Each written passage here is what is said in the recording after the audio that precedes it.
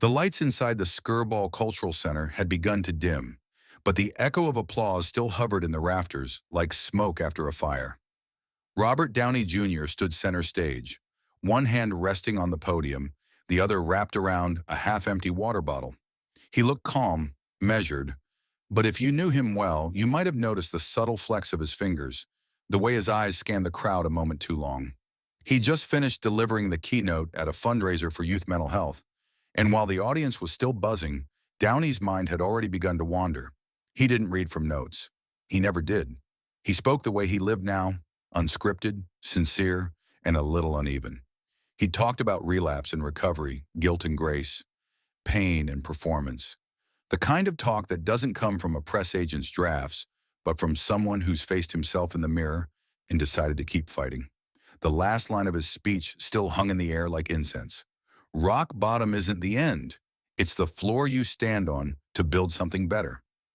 The crowd, a blend of donors, social workers, film buffs, and high school students, had responded with a standing ovation.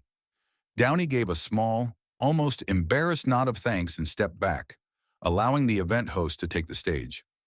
"Let's open it up," the host said. Roberts agreed to take some questions. Downey stayed close to the front, rocking slightly on his heels, arms crossed. He always preferred being in motion. Stillness made his thoughts too loud. His eyes scanned the room, catching glimpses of people whispering, smiling, texting, everyone still riding the emotional wave of what he'd just shared. And yet, part of him braced for the shift, the one question that always came, the one that scraped closer to the bone than any Marvel trivia ever could. The first question came from a man in a suit and theater badge. "What's your favorite scene you've ever filmed?" Downey smiled. "The cheeseburger scene in Iron Man. It wasn't acting. I really needed that cheeseburger." Laughter broke out. The tension softened. People exhaled. Another question: "How do you stay grounded in Hollywood?" "Have a wife who doesn't care about your box office numbers and a kid who thinks your jokes are lame." More laughter. Downey let the silence settle between questions. There was always a rhythm to these things. Moments of levity, applause, careful admiration. He appreciated it, but he also recognized the distance in it. These people loved Iron Man, but very few really knew Tony Stark, and fewer still knew the man underneath. Then in the third row of the student section, a small hand lifted hesitantly. It belonged to a boy, no older than 11. He wore a red Iron Man hoodie with the arc reactor printed over the chest, sleeves too long for his thin arms. His sneakers were scuffed, the kind kids wear when they've outgrown them, but don't complain. A volunteer passed him the microphone. Downey spotted him and nodded. "Iron Man Jr., hit me." The boy stood, gripping the mic with both hands. He looked like he had rehearsed this in his bedroom mirror more than once. He cleared his throat, then asked clearly and carefully, "Are you still an addict?" The room froze. Not quieted, froze. You could hear someone inhale sharply in the back. A woman dropped her phone. The temperature seemed to shift. All the warmth from moments ago drained into the floorboards. Downey's lips parted slightly, but he didn't answer. Not yet. Instead, he stepped away from the podium and walked slowly to the front of the stage. He didn't break eye contact with the boy. He didn't smirk. He didn't joke.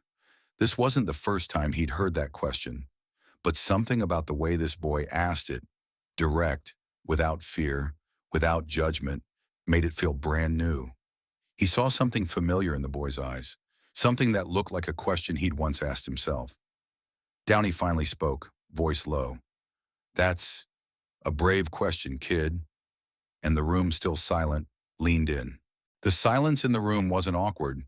It was reverent, like a church that had just heard a confession it wasn't prepared for. Robert Downey Jr. stood at the edge of the stage, his eyes still locked on the boy in the hoodie.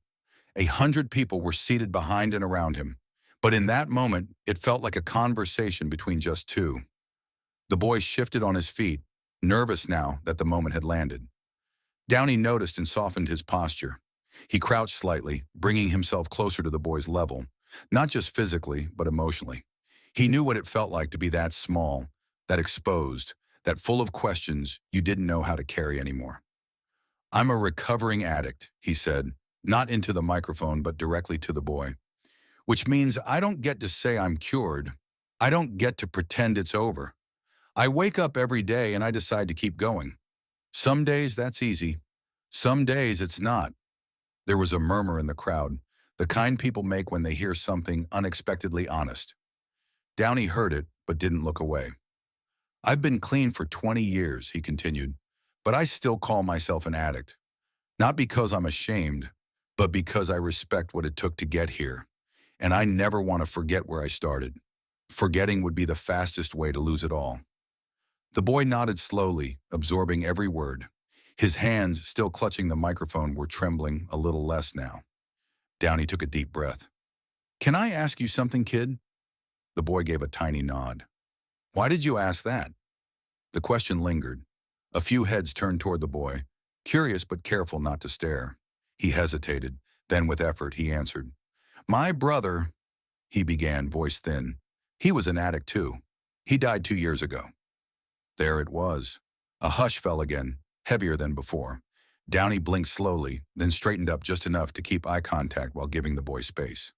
"He used to wear the same hoodie," the boy added. "He said Iron Man was the only superhero who felt real." Downey's jaw clenched for just a second. Then he exhaled, slow and steady. "I think he was right," Downey said gently. "Iron Man had a lot of flaws, but he kept trying." The boy's voice cracked. "I hated him for dying. I thought it meant he was weak." Downey stepped down from the stage, one slow step at a time, until he stood directly in front of the boy. No podium, no spotlight, just one man and one child in the middle of a room that no longer dared to breathe. "He wasn't weak," Downey said. "He was sick. And from what you just told me, he was also strong enough to find something that gave him hope, even if only for a while." The boy's lip quivered.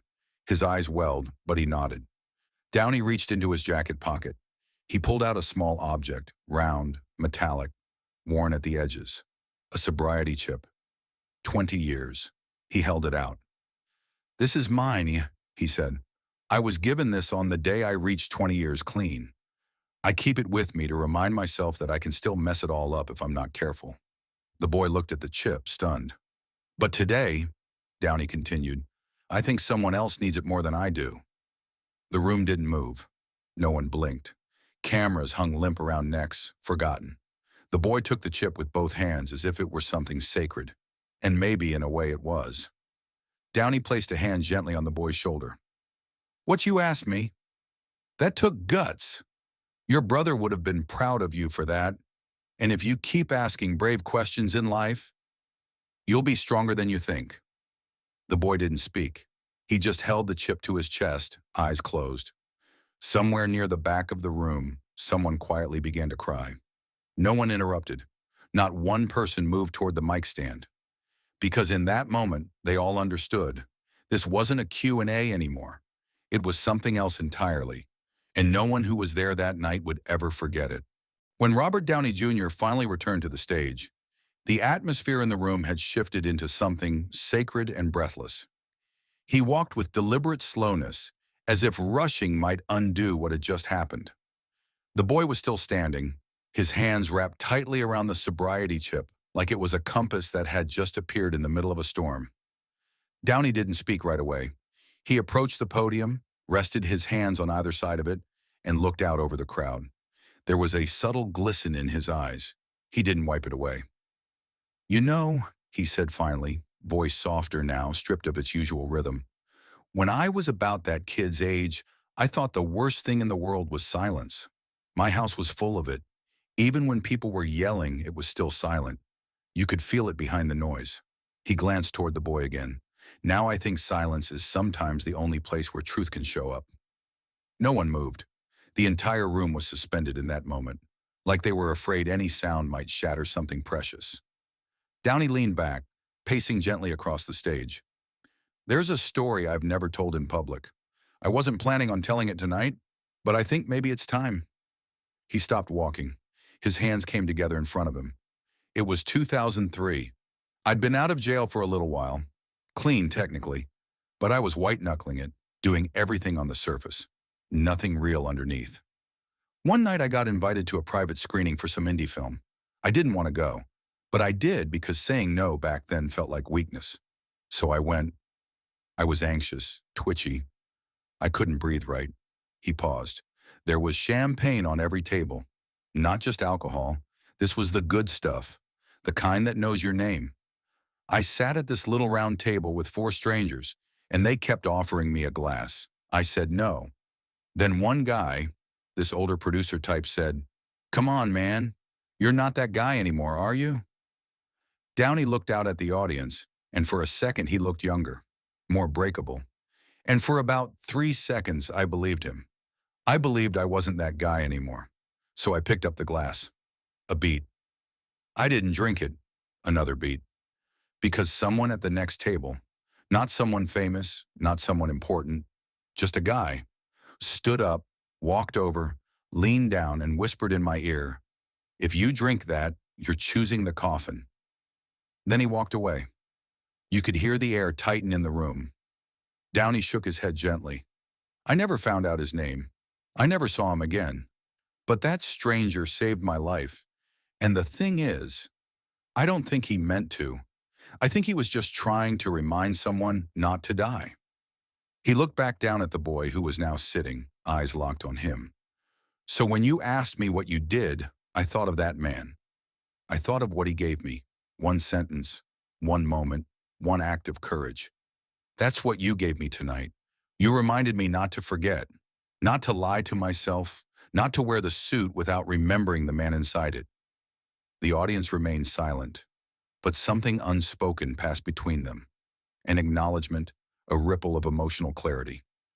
Downey returned to the podium, voice steady again. We all want to be superheroes, but maybe the bravest thing we can do is to admit when we're not. He paused, letting the words settle. The real suit of armor, it's honesty, vulnerability, forgiveness. That's what holds us together when the spotlight turns off. He stepped back, then added, so if you ever feel like you're too broken to matter, remember tonight. Remember a question asked in courage, and an answer that needed to be heard. And for a full 10 seconds, no one clapped. They just sat there, because applause didn't feel big enough. Not for that. It wasn't until someone in the back quietly sniffled that the room finally exhaled. Robert Downey Jr. stepped off the stage again, this time not to return. The event host, who had been standing just off to the side, looked visibly moved, hands clasped tightly in front of him as if holding on to something invisible. But the night wasn't over, not for everyone. After the official program wrapped and people began slowly gathering their coats and murmuring in hushed tones, the boy in the red hoodie was ushered to a quieter corner of the hall. A volunteer had his hand gently resting on the boy's shoulder, checking if he was okay. The chip hadn't left his hand. Downey, now standing near the exit, caught sight of them and veered off course. A few attendees tried to approach him, someone with a phone, someone else with a handshake, but he didn't stop. He walked past them all, heading straight for the boy. When he arrived, the boy looked up, startled, like he didn't expect to be seen again.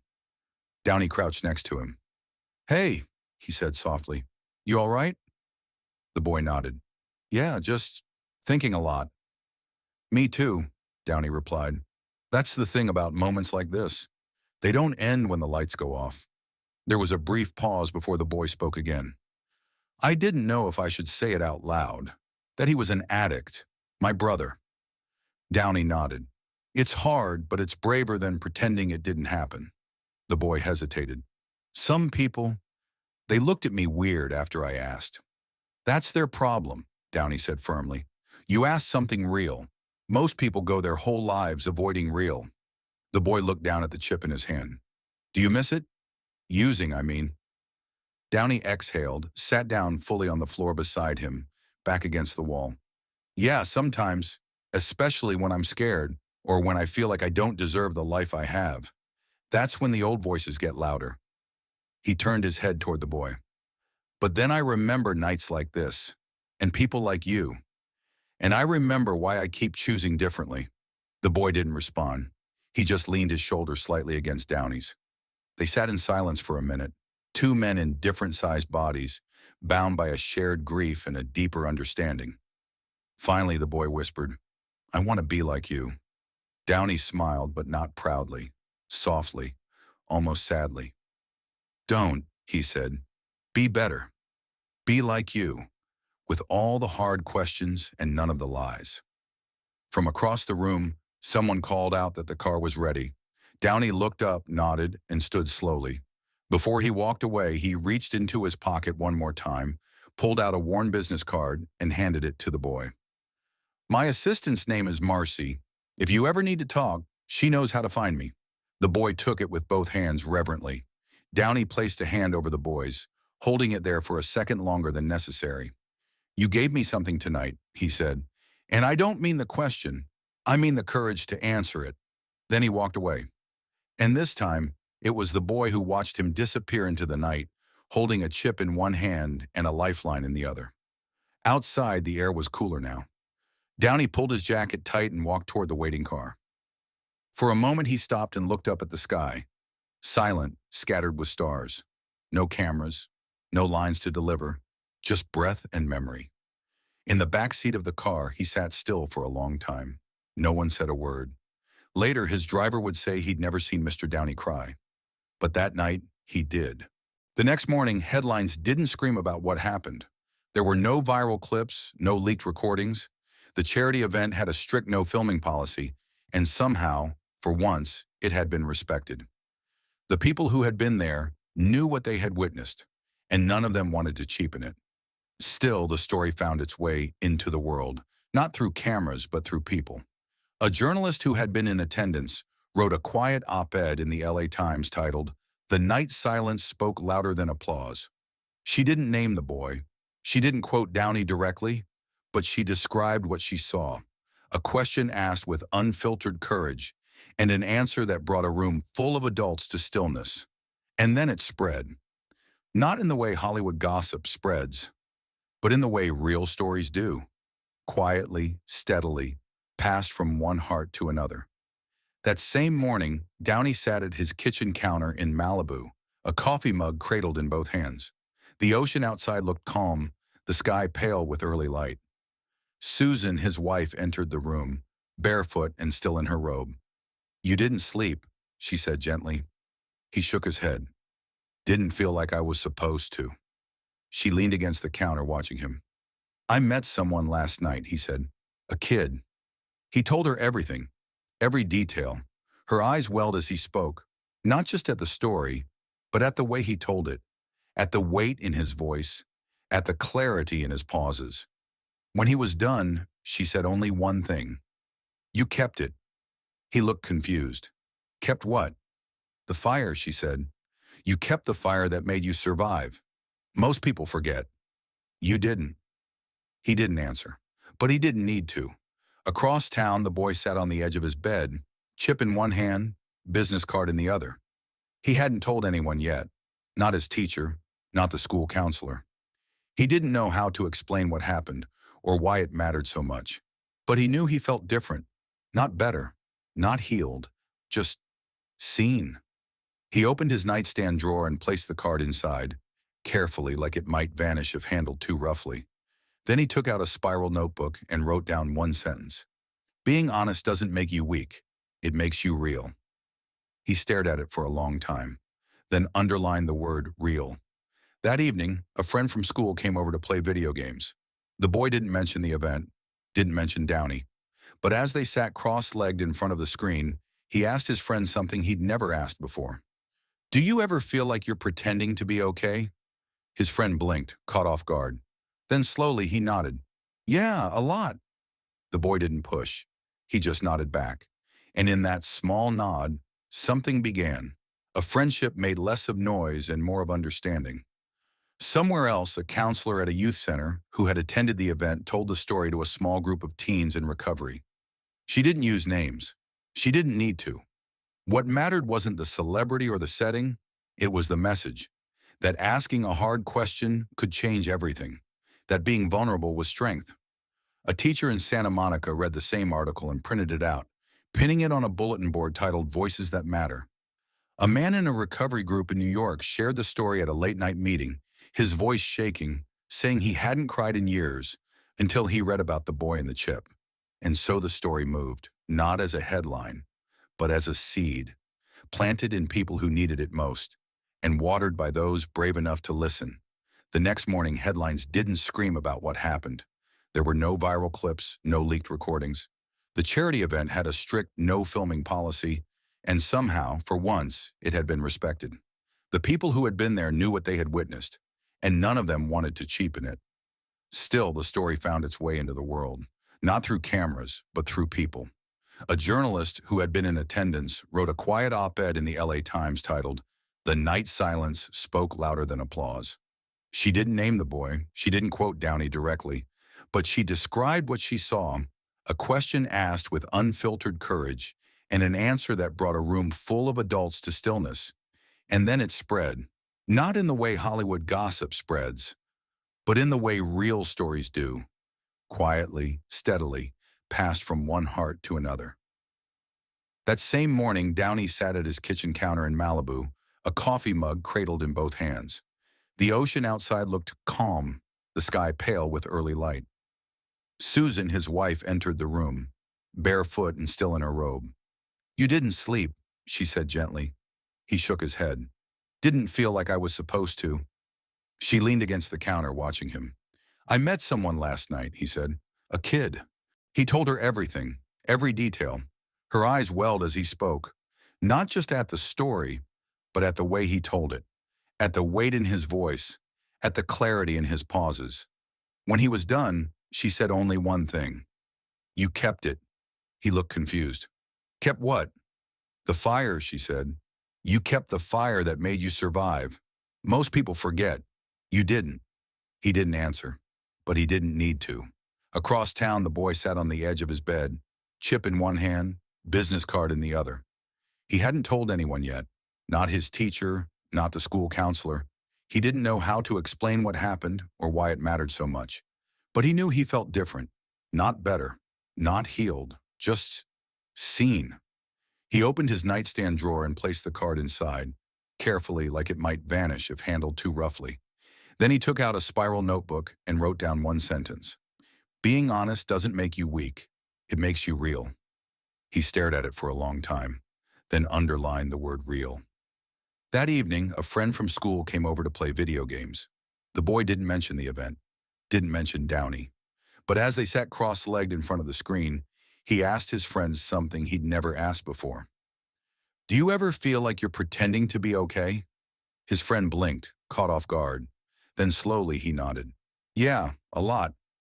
The boy didn't push. He just nodded back. And in that small nod, something began. A friendship made less of noise and more of understanding. Somewhere else, a counselor at a youth center who had attended the event told the story to a small group of teens in recovery. She didn't use names. She didn't need to. What mattered wasn't the celebrity or the setting. It was the message. That asking a hard question could change everything. That being vulnerable was strength. A teacher in Santa Monica read the same article and printed it out, pinning it on a bulletin board titled "Voices That Matter." A man in a recovery group in New York shared the story at a late-night meeting, his voice shaking, saying he hadn't cried in years, until he read about the boy and the chip. One woman in Minneapolis told the story to her teenage son, sitting on the edge of his bed, trying to explain that bravery wasn't just found in heroes on screen, but in questions whispered in rooms filled with silence. And so the story moved, not as a headline, but as a seed, planted in people who needed it most, and watered by those brave enough to listen. 3 days later, the boy stood in front of his class for a book report. His palms were sweating, and he could hear his heartbeat in his ears. Normally, he'd mumble through something he barely remembered, eyes fixed on the floor. But today felt different. He didn't talk about the book he was assigned. Instead, he chose something else. He chose truth. "I was going to talk about Bridge to Terabithia," he began, voice shaking slightly. "But I want to tell you something else instead." A few students exchanged glances. The teacher raised her eyebrows but didn't interrupt. "Last weekend, I met someone. He's famous. But that's not the important part. The important part is what he said to me. He said that sometimes the bravest thing we can do is to tell the truth about ourselves." He paused, took a deep breath. "My brother died 2 years ago. He was an addict. I never told anyone that before, not even my best friend. There was a stillness in the room that wasn't typical for fifth grade. No snickering, no fidgeting, just listening. I asked someone I looked up to if he was still an addict, and he told me yes, because recovery is something you choose every day. He looked up from the paper, eyes locking with the teacher's for a brief second. I think, I think I used to be mad at my brother for being weak, but now I know he wasn't. He was sick, and he was trying. The silence that followed was different from the kind adults give. It was full of young people learning how to carry something heavy without dropping it. After class, his teacher knelt beside his desk. "That was brave," she said. He nodded, unsure what to say. She added, "If you ever want to write about it or just talk, I'm here." That evening at home, he opened the drawer with the business card again. He hadn't used it, not yet, but just knowing it was there, that he could reach out if he needed to, made everything feel a little less lonely. Across the country, in a small meeting room in Chicago, a young woman stood up during her first recovery group session. She'd heard about the boy and the actor through a friend who had read the article. Her voice trembled as she spoke. "I thought I was the only one who hated someone for dying," she said. "Turns out I wasn't." Heads around the room nodded slowly. No one judged. No one turned away. Someone handed her a tissue. No one rushed her. In New Mexico, a school counselor printed the article and read it aloud to a group of teens in after-school detention. One of them, a kid who hadn't said more than 3 words all year, asked if he could keep the copy. Another asked if they could talk after. A third didn't say anything, but returned the next day early. Back in Los Angeles, Downey sat on the back patio of his home, looking out over the hills. In his lap was a letter, not an email, a handwritten letter from the boy. It had arrived that morning in a plain white envelope with no return address, only a name, Ethan. Inside, the letter was short. "Thank you for telling the truth. I think maybe that's what I'll do too. Love, Ethan." Downey folded the letter, placed it in a small box beside his chair, one filled with mementos, notes, old photos, things that reminded him who he was when no one was watching. He sat back, took a breath, and looked up at the sky. It was clear, and quiet, and enough. Life, as it always does, moved forward, but not without leaving fingerprints. Ethan didn't become a completely different person overnight. He still kept to himself during lunch sometimes, still got quiet when his teacher mentioned families, still paused before answering questions in class. But there was something gentler in him now, less armor, a little more light. One afternoon, while cleaning out his locker, he found an old photograph of his brother tucked behind a binder. The image was worn, folded in half, but the face smiled back clearly. Young, alive, mischievous. Ethan stared at it for a long moment before slipping it into his backpack. That night, he placed it beside the business card in the drawer, where it belonged. Elsewhere, Robert Downey Jr. went on with his work. Press events, interviews, sets filled with cameras and lighting rigs. But something had shifted. Between takes, he started asking quieter questions to the young crew members. "How are you really doing? What's your story?" Not all responded, but some did. And those who did found something rare. Someone who listened without interruption, without performance. In an interview months later, a journalist asked him about the charity event. The room fell into a hush, just for a second. Downey smiled softly. "You know, that night reminded me who I want to be when nobody's looking." He didn't elaborate. He didn't need to. Back in Ethan's school, the teacher who had knelt by his desk decided to start a new classroom tradition. Every Friday, one student could choose to share something real instead of reading a report. It didn't have to be sad or heavy, just real. Stories trickled out, some silly, some profound. One girl talked about her parents' divorce. Another boy admitted he missed his grandma. One student described what it was like when her dog ran away for 3 days. The classroom didn't become therapy, but it became safe. And Ethan? He didn't volunteer again for weeks, but when he didn't stand up. He just read something from his notebook, a line he'd written and underlined twice. "Being honest doesn't make you weak. It makes you real." His voice didn't shake this time. No one clapped. No one needed to. Halfway across the country, a small nonprofit in Ohio received a sudden spike in donations. On the memo lines of the checks, people had scribbled notes. For Ethan, in honor of the kid who asked the question, because silence saves no one. No one at the nonprofit understood it at first, but the donations helped fund a teen support line that, 2 years later, would take a call from a boy who had just lost his brother and didn't know if he could go on. They stayed on the line with him for hours. That boy is still here. And he writes poetry now, the kind that doesn't rhyme, but still manages to say everything. At a film festival the following year, Downey walked past a group of reporters and paused. A young intern standing behind the rope line held up a small sign. "Thank you for telling the truth." Downey looked at him, made eye contact, and gave the smallest of nods. The kind of nod that says, "I remember." Because stories like that, when they're real, don't fade. They echo. 2 years later, a small auditorium in downtown Boston filled slowly with rows of teenagers and their parents. The walls were lined with posters for mental health awareness, recovery, and open dialogue. The lighting was soft. The air carried that quiet tension of something meaningful about to begin. Tonight was the launch of a student-led initiative called Speak First. It wasn't a glamorous event, no red carpet, no media frenzy. But it mattered.